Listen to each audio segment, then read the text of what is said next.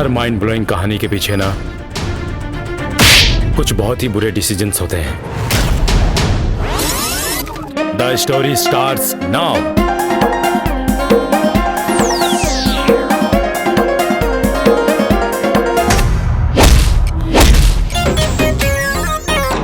सुहाग वाली रात की बता दूं तुझे बात सजनिया रे,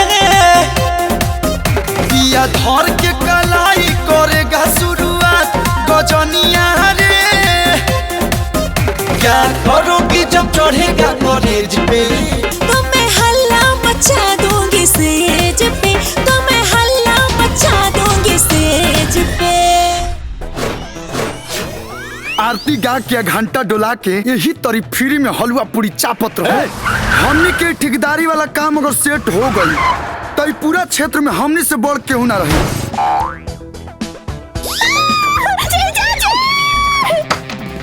तू यहाँ भी आ गई ले? ये हमार नगीना भैया के घर हो। ओ हेलो, ये तोहार जे नगीना भैया है ना, ये हमार जीजा जी हवे।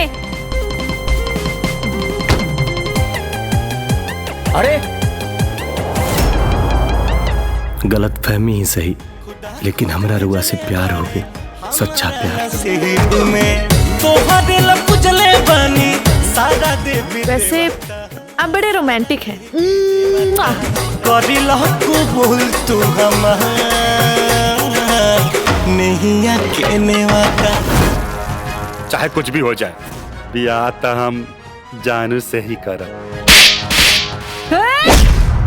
कि जानू हमार जान है, अगर दोबारा ऐसा गलती कैले ना तो तोरा आँखी के साथे साथे तोर करेजा निकाल ले। ये शादी ना हो सकेला। तुम होते कौन हो फैसला करने वाले? रंजीत के दिल से मीनाक्षी के निकालल बड़ा मुश्किल बा। भौजी संगे लाग जाई छोड़ा, तनी धीर धरा बाबू। अच्छा ससुरारी की मिठाई थोड़ा।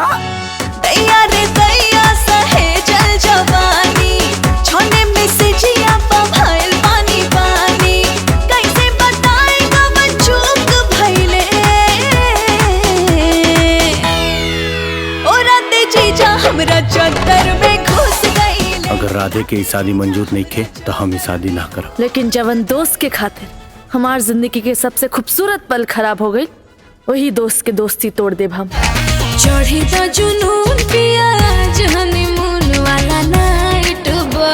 रानी करे तो पलंग पर फाइट, जवानी फुल टाइट बा। जकरा में घुसल तो मुमकिन हो, लेकिन बाहर निकले के रास्ता नहीं खे मुन्ना।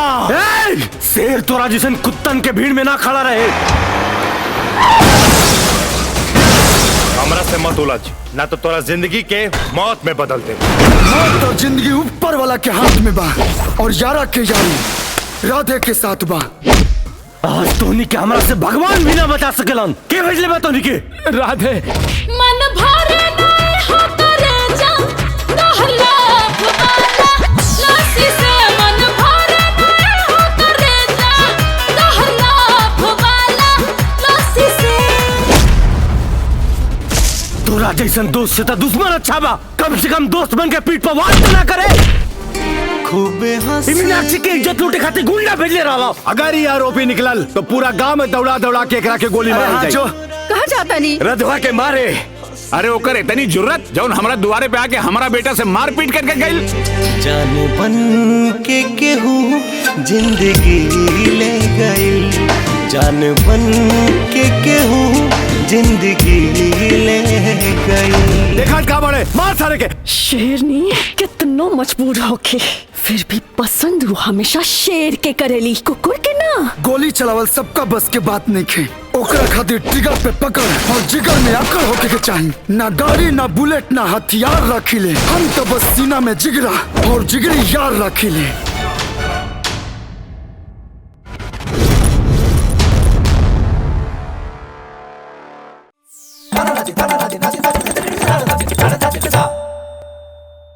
देख लिए ना, अब जाइए डाउनलोड कीजिए चौपाल ऐप और मजा लीजिए भोजपुरी सिनेमा का, वो भी मात्र 99 रुपए में।